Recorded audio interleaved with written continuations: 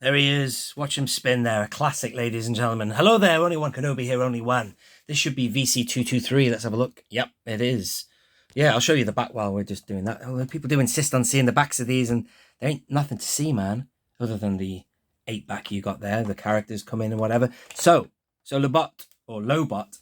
I think it's the BOE who calls him Lobot, and I've got that in my bloody head now. I've never heard anyone call him Lobot before, but it's Lobot, ladies and gentlemen, like robot, isn't it? Surely. Let me know how you pronounce him. But this is Lobot, and this is, really significant with my channel because he was definitely in my top 10 of what I wanted in the vintage collection. If you go back to the very beginning of my channel, I started off with key characters and cards. First one was right behind me, actually, as we speak, was that one there. And they've done it. Thank you, Hasbro. In fact, you've done loads, Hasbro. You've ticked a load of boxes in my list. The only 2 big ones I'm waiting for now is the AT-AT driver.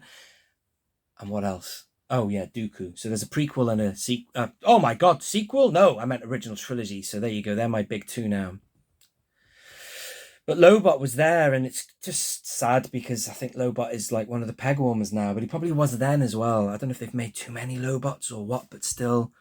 Here he is, and it's a great figure. I do review him. I opened him when I think I got the Mithril, and I opened Bib Fortuna back when, this was around Christmas time, I think.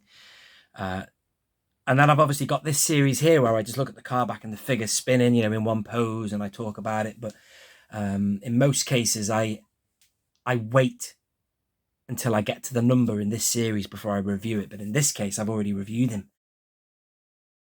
But I will look at the figure again, and I will look at what's really good about it and also what's bad about it and what's going on with the badness of all the Bespin characters they're bringing out. We'll bring him into this discussion as well. But one thing I just noticed now, I'd forgotten about this, is they put lovely weather in. Some of you might be thinking, who cares? But I care, although I can't focus on him. They've done a lovely silvery touch-up on that blaster there. That is awesome. That's just not a consistent thing that they do.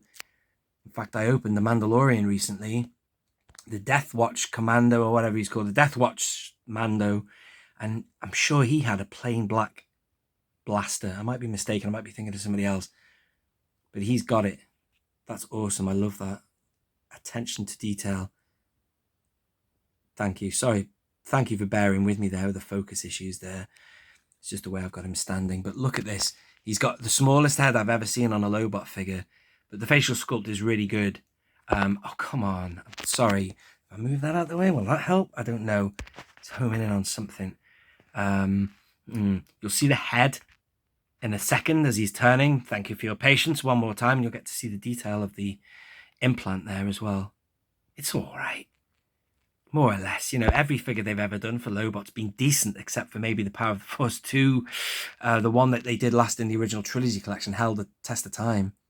But this is a good figure. But here's what's bad about it. I just don't understand why they're giving all these city characters and administrative staff ab crunches that look so goddamn obvious, and they are unnecessary. They're not politicians, but I consider them like political characters in that they are doing a lot. I mean, he's a security guard, so maybe he could be involved in a shootout. But an ab crunch, really? There's so many other characters that don't have that. Why have they done it to him? Number one, a character that doesn't need it. Number two, one that's hard to disguise on. It's like the Ewoks. You can't cover it when you do it on their fur. They've got just a strip across their belly. So I don't know why you've done that. But still, that's the only gripe I've got with it. It's a great figure, and thank you for doing it, because it was on my wish list for a lot, or has been on my wish list for a long time. That's enough about the figure. Let's have a look at him in the bubble. And also look at the car back. The car back image is exactly as I always dreamt it would be in the TVC, except it might be the thin cardstock. Oh, God, it is, yeah. Well, thank you, Hasbro, for bringing back the thicker cardstock, but darn you for not doing thick cardstock right from the get-go. The customer never misses a trick. The customer isn't always right. But, we aren't stupid either. And when you cheap out, it is noticed. But anyway, this is one of these cardbacks that are flimsy, sadly, and I would have loved, if any, oh, God, that to have been the proper quality it should have been. And my man up there, the blue sky, who I've been pining and banging on about for years.